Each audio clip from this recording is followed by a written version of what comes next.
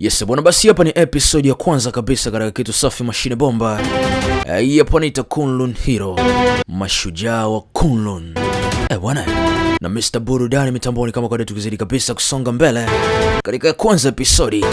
Bwana, hapa ni mashine moja ambayo ni ya kivita, kichapo, vita vya kutosha vipo humu ndani. Bwana, basi kumbuka kabisa mitamboni ni yule sauti unayosikiliza sasa hivi mitamboni ni ya mwamba yule the Jolly Voice, mtasisi mwenyewe. Bwana, basi kumbuka kabisa namba zangu ni zile unanipata kupitia WhatsApp kama Mr. Burudani. Kama kawaida, kama ya siku zote, jumlisha 1-815-208-1037. Unanipata kupitia WhatsApp kama Mr. Burudani. Bwana, hapo naita mashujaa wa Kunlun. Mashujaa wa Kunlun walifanyaje? Mashujaa wa Kunlun ni kina nani? Na kwa nini mashujaa wa Kunlun? Nifuate mwanzo mwisho tukafahamu kwa nini ikaitwa hivyo.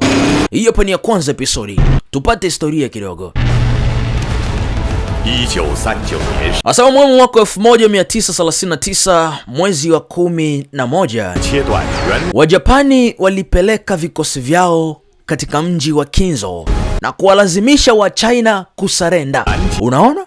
Wajapani walipeleka vikosi vyao moja kwa moja mpaka katika mji wa Kinzo na kuwalazimisha wa China kusarenda katika mikono yao. Bwana, hapa tupo mwaka 1939. Tunakutana kikundi cha 19. Hii ni kikundi cha 19. Hichi ni kikundi cha 19. Kimefanywa mboga. I say. Hichi ni kikundi cha 19. Kimefanywa mboga, wote wameuawa. Bwana, hii hapa ni bado tunapewa historia. Sasa hapa ndo movie imeanza. Ilikuwa ni historia tunapewa. Kikundi cha 19 katika mji wa Kinzo. Unaona? Bwana, unaambiwa wamefanywa mboga, wamekobolewa kama mchele. I say. Unaambiwa General ambaye alikuwa anaongoza vikosi hivi alikimbia vitani. Na General kukimbia vitani, askari wote walikosa jinsi. Kwa maana hiyo, wengine walikimbia na walioshindwa kukimbia walifanywa mpunga. Walikobolewa kama mchele. Maskini ya Mungu. Cheki. I say.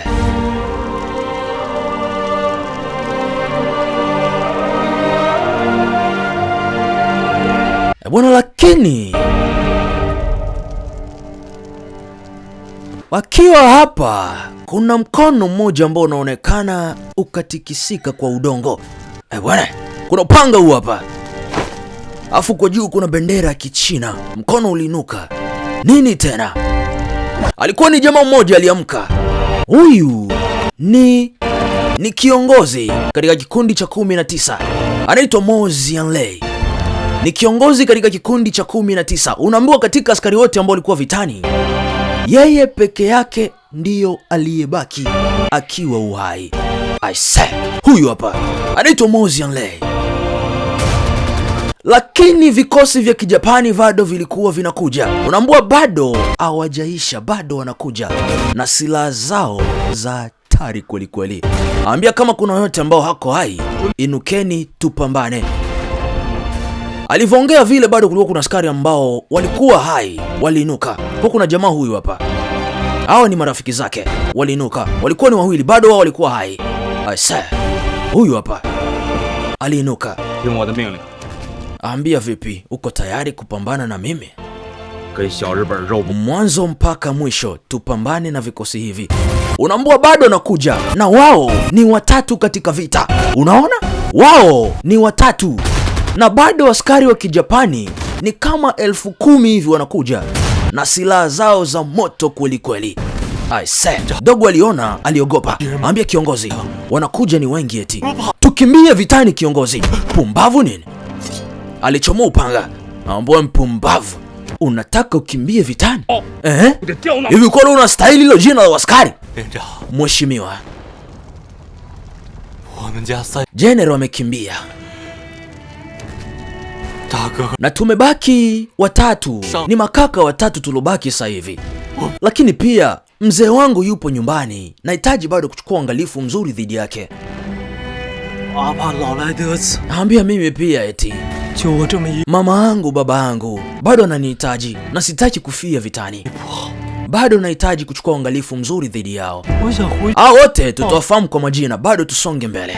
Kumbuka hapa bado ni mwanzoni kabisa. Jamaa akaona basi freshi, akaona vikosi vya Kijapani vinakuja, na kwa kuwa wenzake wanalaumu au wamekataa kupambana vita pamoja na yeye, Mwamba alitaka kuamua majibu ya mwisho. Aliamua, alikita upanga chini, aliinua kofia mbili za Kichina za makamanda, aliwavicha wale askari wawili, aliwavisha askari wake wale wawili. Aise, aambia ondokeni sasa, aambia ishini vizuri, msirudi tena katika vita, si ndo mlivyoamua hivyo? Basi sawa. Jamaa kavuta upanga. Bwana, anaitwa Mo Xianlei, ni general, ni kamanda katika kikundi. Sasa kumbuka general alikimbia vitani, huyu ni kamanda. Bwana, kumbuka kuna vitengo vingi. Sasa hiki ni kitengo cha 19. Huyu ni kamanda katika kitengo cha 19. Walikuwa hapa ni vikundi kama vilikuwa vikundi kama vitatu hivi, lakini wengine walipata kuweza kukimbia kuona vita vimekuwa ni vikali. Waliwaachia kitengo cha 19 wao peke yao vitani. Unaambua jamaa alianza kupambana yeye mwenyewe akiwa vitani. Aise, baada ya wenzake wote kukimbia, alibaki mwenyewe, akawa anayakabili majeshi ya Kijapani, na bado anakuja ni wengi. Jamaa yuko peke yake, anaitwa Mo Xianlei. Aise, mwamba huyu hapa. Aise, alianza kuwakoboa mmoja baada ya mwingine. Wakati huo kikosi vya Kijapani vinakuja. Vikosi vya Kijapani ni vingi sana. Aise, wanakuja kama 10,000 hivi wanakuja. Jamaa alizidi kumnyuka, alipigwa na gogo la uso. Cheki. Aise, huyu warudi tena. Ndio ulikuwa ni mwisho wake. Kwa nilipigwa bomu kwa nyuma, bomu moja zito sana. Baada ya hapo jamaa alikosa nguvu kwa mstuko wa bomu uliotokea kwa nyuma. Aise, alijikuta amekata moto. Alikata moto pale katika vita. Unaambua ni katikati ya vita alikata moto. Nini kiliendelea hatujui. Ambia huku. Manda. Nini kilitokea? Bwana Saulo, askari wawili walirudi kumchukua kiongozi wao. Unaona?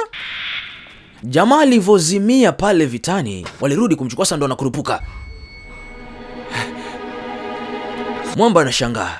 Kabidi haode kwanza atoe amri ashushwe kwa chini. Mheshimiwa, mwisho umeamka. Jamaa alishangaa, hapa niko wapi? Nini kimetokea? Ambia tuko hapa mheshimiwa, tumekurudia vitani tukakuleta mpaka hapa. Mmenileta? Ambia tunaenda nyumbani eti mheshimiwa. Ambia tunaenda kuwaona familia, baba na mama wote tunaenda, na dadako pia nakusubiri nyumbani.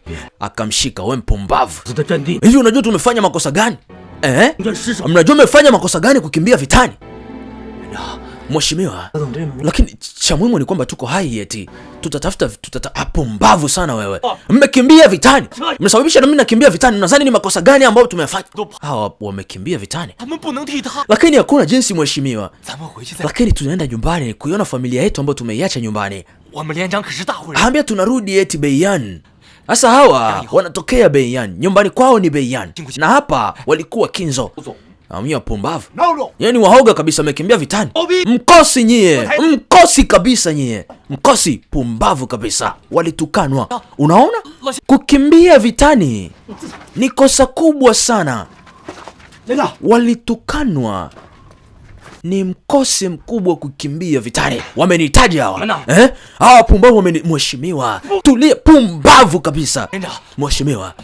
咱们回去再说。 Ambia punguza hasira mheshimiwa. Hivi mmesikia walituitaje hao pumbavu? Ulisikia walivyotuita? Pia na wewe. Kwani nilimtoa kule? Ni bora mngeniacha nifie pale kuliko kunitoa vitani. I say, Jamali mind kweli kweli. Mheshimiwa, ambia samahani kwa hilo, lakini cha muhimu ni kwamba tuko hai. Tunaweza tukarudi tena vitani, tukaunda vikosi tukarudi vitani. Lakini kumbuka tumebaki watatu, piga. Jamali mpiga na teke. Wewe mpumbavu, sikuelewi kabisa kwa unachokiongea. Tumekimbia vitani, unajua ni makosa gani ukimbia vitani? Mheshimiwa, lakini hakuna jinsi eti. Pumbavu kabisa. Jamaa kashika panga. Nataka kabisa waangamize. Walimuita kaka. Ambia hivyo pia ni sisi watatu tulobaki eti. Kumbuka hivyo. Familia zetu zipo nyumbani zinatusubiri. Mzee wangu, babu yangu, mzee ananisubiri kule. Ambia na tumebaki watatu. Tulikuwa 125. Lakini sasa hivi tumebaki watatu. 122 wote wamefariki. Tumebaki sasa hivi watatu. Lakini hivyo unavyofanya hivyo unataka kutushikia upanga na kutuondoa. Unafikiri ni kitu sahihi? Unaambia katika kikundi chao, kikundi cha 19, walikuwa ni watu kama 125 hivi 26. Lakini wamebaki peke yao, wamebaki watatu. 122 wote wamefariki. I say. Jamaa aliwaambia ondokeni. Tokeni hapa. Na msiwahi kurudi na kuonekana mbele ya macho yangu. Ambia nitaificha wapi sura yangu? Nitaiweka wapi sura yangu mimi? I say. Kwa mila zao na kwa desturi zao, kukimbia vitani ni kosa kubwa sana. Yaani ni kosa moja kubwa sana. Afu licha ya yote, baba yake na huyu dogo Mo Xianlei, mzee anajishirikisha katika masuala ya kiserikali. Unaona? Ikijulikana ya kwamba mwanaye alikimbia vitani, sijui itakuwaje. Hiyo ndio ilikuwa ni hofu kubwa sana ya dogo. I say. Alikuwa na majonzi makubwa sana. Hata hivyo pia kukimbia vitani ni kosa kubwa sana. Yaani ni kosa la jinai. I say. Jamali mind sana. Yaani kutoka vitani ukiwa hai afu wenzenu wote wamefariki ni kosa kubwa sana. Wale wazee waliita wenzao ya kwamba hawa ni mkosi, wamekimbia vitani, wanaleta mkosi katika mji wao. Bwana, tuachane na yote, tuje moja kwa moja upande wa pili huku. Bwana, leo tuingie huku. Leo ni Kunlun Pass. Hapa ni Kunlun Pass. Vita vilikuwa vinapigwa katika Kunlun Pass. Bwana, cheki. Watu walikuwa wanauawa tari. Cheki. Hii ni Kunlun Pass. Wajapani walikuja na silaha zao ni kuichukua ngome hii. Wanaita Kunlun Pass. Walikuja hapa, unaambia walivamia kwa nguvu zote, na mwisho wa siku walivunja geti na kuzama mpaka ndani. I say. Unaambia walizama ndani na kuweka bendera yao juu. Kunlun Pass ilishikwa na Wajapani. Ambia kuanzia hapo Kunlun Pass ilikamatwa na Wajapani. Tuachane na kule, tuje moja kwa moja upande wa pili katika uongozi wa Kichina. Tuje moja kwa moja mpaka huku. Tukutana general huyu hapa. Ambiwa ni jambo la kishenzi.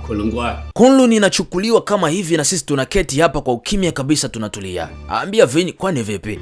Hatuna nguvu. Hata hivyo pia Kunlun imechukuliwa. Itabidi mtu ajitolee akapambane. Hao wote ni majenerali, wote nitakupa majina yao. Kama majina yao wamenipotea, lakini tutawafahamu mmoja baada ya mwingine kadri tunavyozidi kusonga mbele.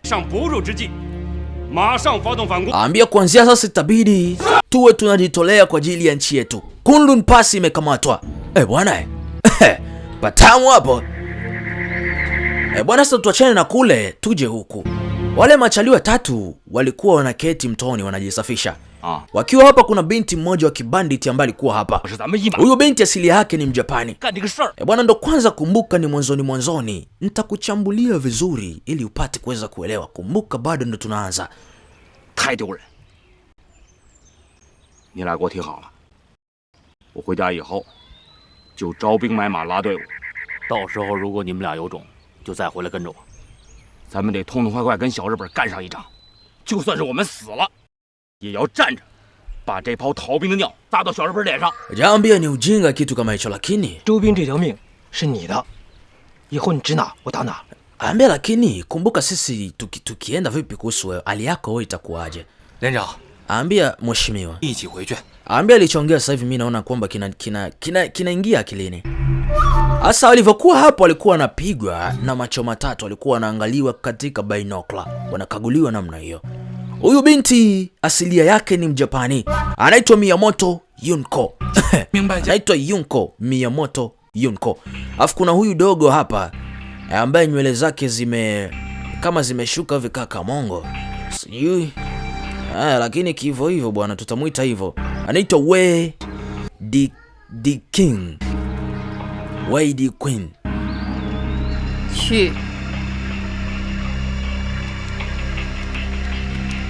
Bwana kumrazi, amefanana huyu jamaa. Huyu jamaa anaitwa Yellow. Anaitwa Yellow 1000. Kajiita hivyo. Bwana tuachane na hayo. Waliwafuata. Hawa ni mabanditi. Kumbuka hawa ni mabanditi. Jamaa anajiita Yellow. Anajiita Yellow 1000.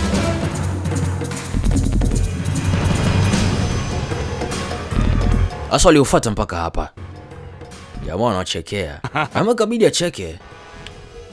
Sasa hizi mheshimiwa vipi? Mbona tunakujiana kwa ghafla hivyo na mabaistola mnatunyoshia, kwani tumekosea kitu gani? Anambia kwa nini hujui ni sehemu ya kina nani? Unajua kwamba hapa mpo katika himaya yetu. Anambia basi sawa, tulia kidogo mheshimiwa. Anambia kwani mnataka kitu gani? Anambia tuna kitu chochote kile ambacho tunaweza kuwapa, hata hivyo pia sisi ni askari eti. Anambia mnaangalia sisi ni maskini tu ambao tumekuja hapa tunajitafuta eti. Anambia hamna chochote kile ambacho ni cha samani hapa. Sasa ikatoa ishara. Jamaa akachukua upanga huo. Sasa wakaondoka.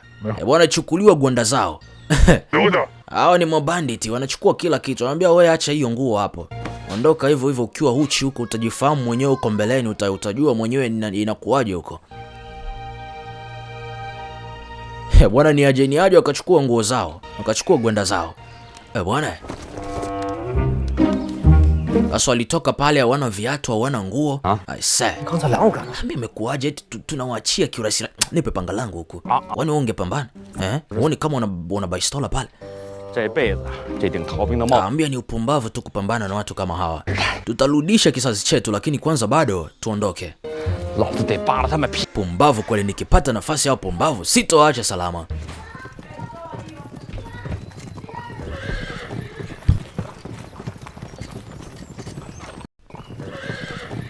Aya, bwana tukiwa hapa tunaona kuna kijana mmoja ambaye alikuwa katika farasi.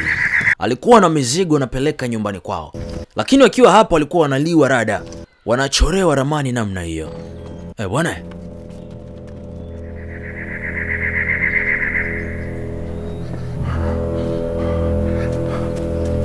Huyu dogo ametokea katika familia ya Wei. Akiwa hapa walivyoangalia, akaja kuleta taarifa kibonge huyu hapa. Kwa binti Miyamoto Yunko. Bwana. Ambia mwisho ameingia katika mipaka yetu. Nifuateni. Wanagubu lao.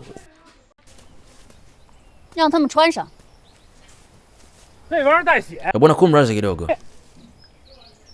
Hamwezi kwenda kama hivyo, binti alisema hivyo. Ambia kumbuka ya kwamba nyinyi mmekuwa ni maadui kwa kipindi kirefu sana. Na kama utaenda kama hivyo, wanaweza wakagundua eti. Ambia hata hivyo pia kumbuka wale kutoka katika kikundi pia cha yani askari wa polisi wameondoka kwenda Beiyan. Kwa maana hiyo unaweza kutumia gwanda zao hizo. Ambia haraka vaini. Asa ilitolewa plani ya kwamba wale askari si wameondoka, itabidi wao wavae mavazi yao na wayatumie mavazi yao kufanya mauaji. Na wakifanya mauaji, kesi itaenda kwao ya kwamba wao ndio watu walioua watu hawa. Unaona? Ambia ni sawa tu. Huyu ni young master kutokea katika Wei family. 兄弟们，再坚持一会儿，走。 Basi waliondoka. Jamaa alidai kwamba watulize kidogo, vijana wamechoka, watulie. Jamaa anambia tupo mbali na nyumbani, tusonge mbele. Sasa hivyo cheki jina. Mheshimiwa. Mheshimiwa, hebu angalia, si ndio ule mpumbavu ambaye ulikuwa unamchukia kipindi kirefu unamchukia? Anaambia nani huyo ambaye ni mpumbavu mjinga? Anaambia angalia. Anaambia Mo Xianglei. Kucheki, si akaona? Si akamwona ni yule mpumbavu anamchukia. Ana gubu lake na Mo Xianglei. Anaambia Mo Xianglei. I say.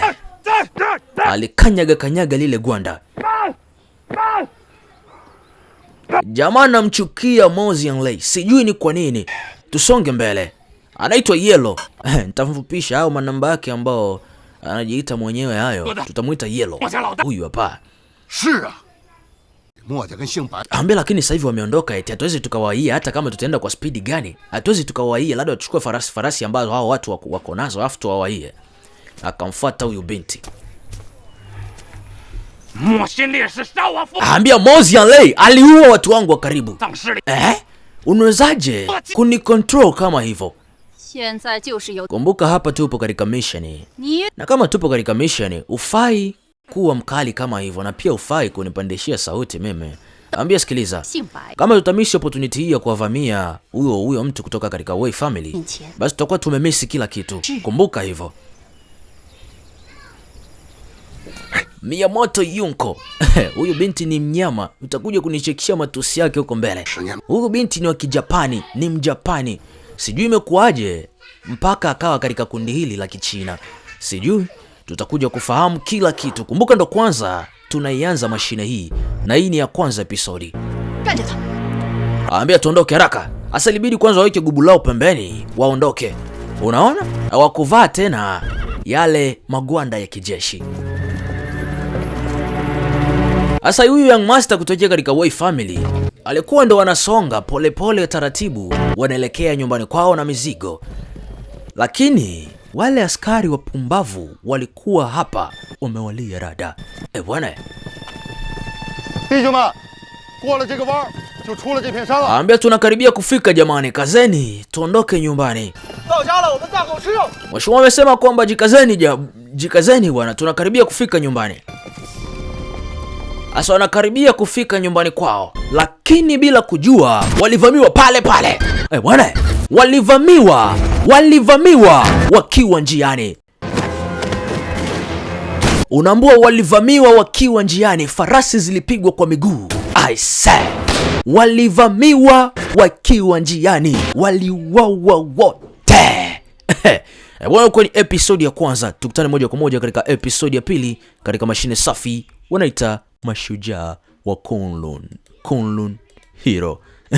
Na mashine moja kali sana, mashine moja ambayo utakuja kuipenda, maana kichapo kilichomo humu ndani sio cha mchezo. Bwana, basi tusonge mbele. Hiyo ilikuwa ni ya kwanza episode, tutane moja kwa moja katika episodi ya pili.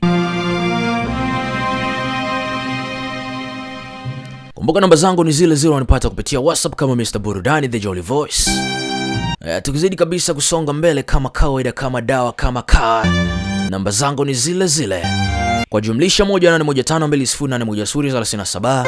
Unanipata kupitia WhatsApp kama Mr. Burudani The Jolly Voice. Hizo ndo namba zangu. Na hiyo ilikuwa ni episode ya kwanza, mashine safi wanaita Kunlun Hero. Tukutane moja kwa moja katika episode ya pili na Mr. Burudani mitamboni kama kawaida. Na mimi sina budi zaidi ya kusema bye bye. Tukutane huko. Hiyo ilikuwa ni ya kwanza episode. Tukutane moja kwa moja katika ya pili episode, na mimi sina budi zaidi ya kusema bye bye.